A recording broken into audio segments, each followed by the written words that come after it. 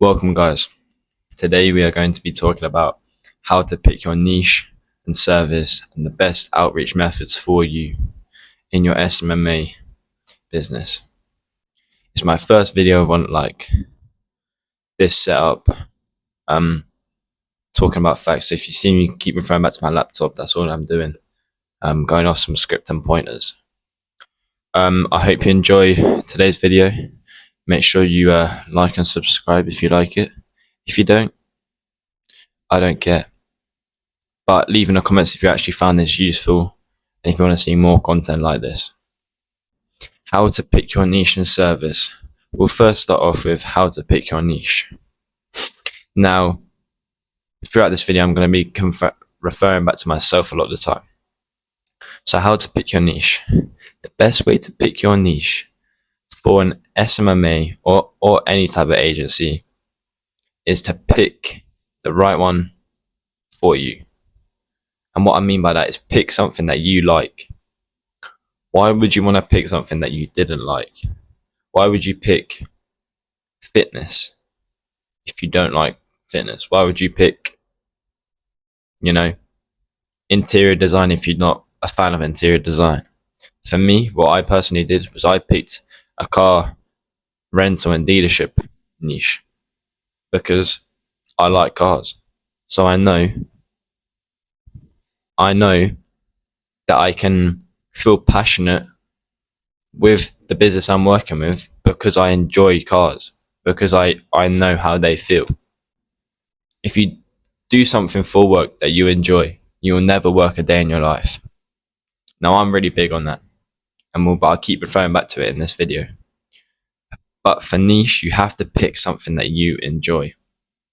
Don't do, but there's nothing I like. There is something that you like. But it's not going to make me as much money. I know for a fact if you pick the right service with the niche that you like, you know what I mean? You're gonna get there. You're gonna get there. Just do something you enjoy. For me, it was with cars.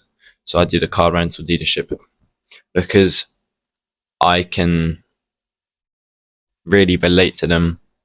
I can connect with them on an actual personal level because I know how they feel.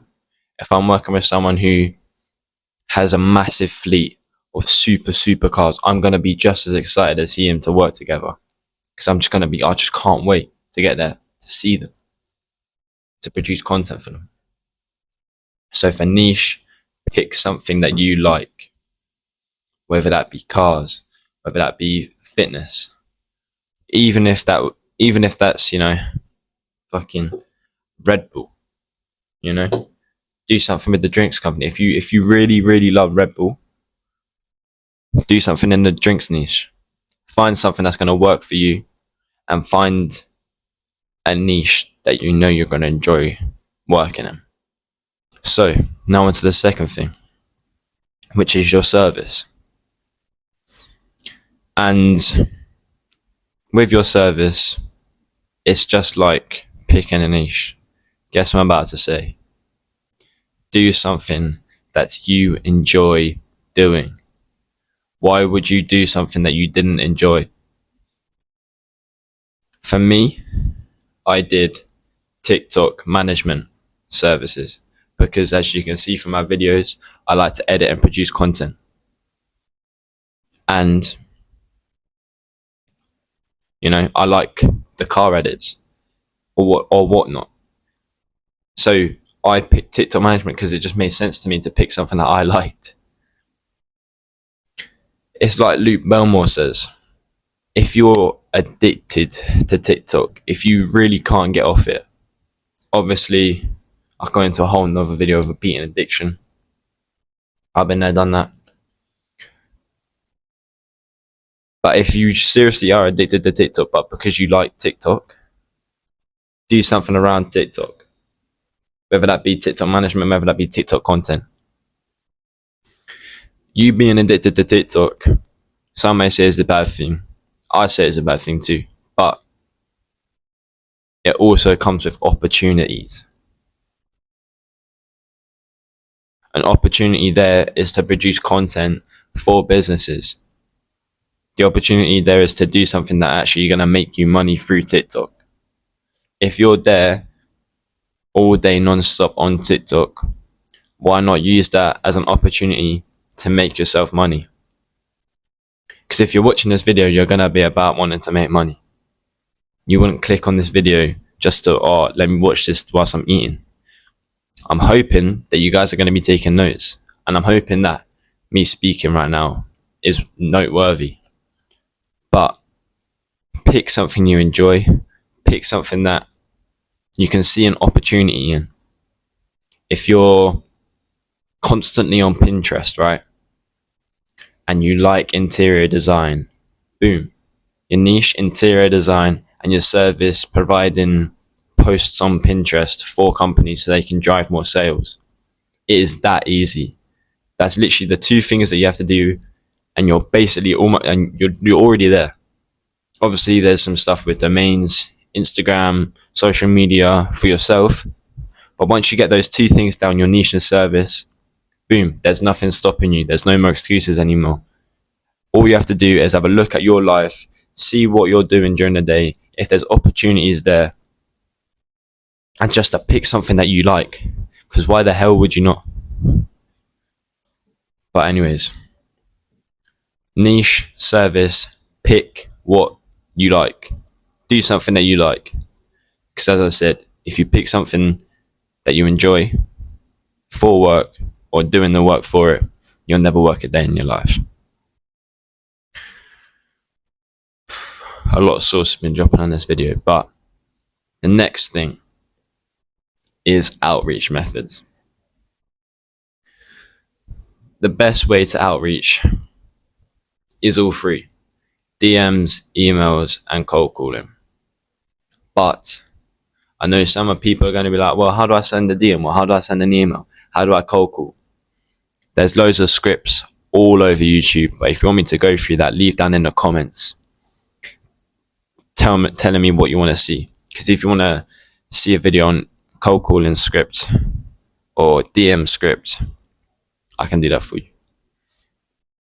But let's say you're doing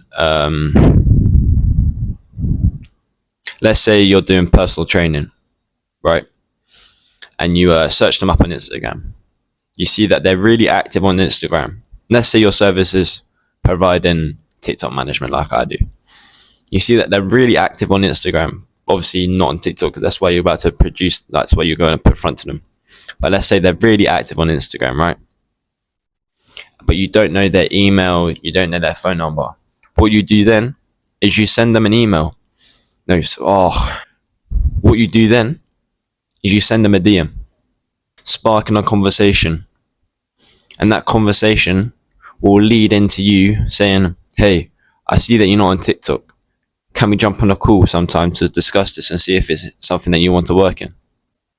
The biggest thing with outreach is you got to spark the conversation, because then they'll feel it on a whole, like, personal level. And you want to make sure that before you jump on a call, let's say you've DM'd them, you've gone back and forth. What you need to do in those DMs is to find out what you want to do in those DMs is to see if your service is actually going to help them, and to see where they're at with their business. You want to go digging, so you can build yourself up and you'd be ready for that call. Another thing, emails. When you're sending out an email, you want to do the same thing as you do for DMs. You want to make it a conversation, so you can spin it into pitching yourself to jump on a call. For emails, you got to make sure that you don't use spam words. So I'm talking, if you put in there free, winner, discount, there's a whole list on Google, or even if you ask AI to see what words that are banned in, or words that will get your email just blocked. But another big thing, which is a big source right now, is what I do is I'll search their business up on LinkedIn. Look at their people, right? You better be taking notes. Look at their people.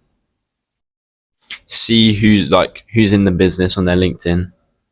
See who's on their sales team. If I've got their sales email, find out their name. Find out a little bit about them. But when I'm emailing their sales team, I know their name, so I can just put hi, their name, which makes it a whole much personal. And they're gonna think, they'll more likely open up my email instead of saying hi, whatever it is, their business name. They're gonna be like, oh, it's just someone trying to sell me something. Get that gone. With outreach, you don't want to sound like you're selling something. You want to sound like you want to help them with something. Because if you're selling, the basic human knowledge is to just, oh, I don't want it. But if you sound like you want to help them, sound like concerned, because obviously you want to help them, they'll be like, all right. Then when it comes down to like, boom, I can help you, but it's going to cost this much. They're going to feel more inclined than that if you're just trying to sell them straight away. But yeah, emails, LinkedIn, find out who's there with the business, get their name, send it in an email, and it'll more likely be able to get you replies back, conversation started, and that call booked. But let's say you want to go down the old-fashioned route, which is probably one of the best ways to do it. Cold calling.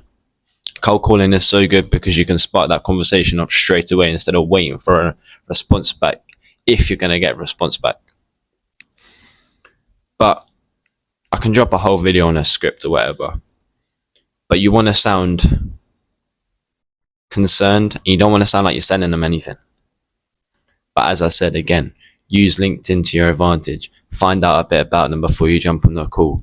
When you jump them up, say, hey, is this, whoever it is this Mohammed? Ah, okay. I saw that you were on holiday recently. How was that? Then you can spark the conversation up there and be like, yeah, well, my weekend was good, thank you. I'm actually here with JYM Media and I wanted to speak to you about something. Are you the right person to speak to? You know what I mean? You gotta put in the research, put in the work to find out about these people so you can produce the best results for them. So you can find out if your service is actually needed, and you can also connect with them on a personal level so they don't feel like they're getting sold. So they feel like they can trust you, because trust in business is the biggest thing. The more trust you have with someone, the more money you're going to make. If you want to provide a service and they trust you with it and you don't perform well, that trust is going to go, they're going to leave. They're going to go find someone else and they'll be like, you're going to feel in yourself, you let them down. They're going to not be able to trust you. You're going to lose out on that client. And yeah, trust is the biggest thing in business. This video is a bit random. It's about 8 o'clock at college, as you can see behind me. But I just wanted to jump and do this video because it's something different that I haven't done before. Let me know what you thought in the comments, where I can improve, and if you like the video. And if there's things in this video that you want to see more of, such as cold calling, email script, or whatever, just let me know. Thank you very much for watching today's video. I hope you have a good rest of your day. And now you have no excuse for starting your agency business.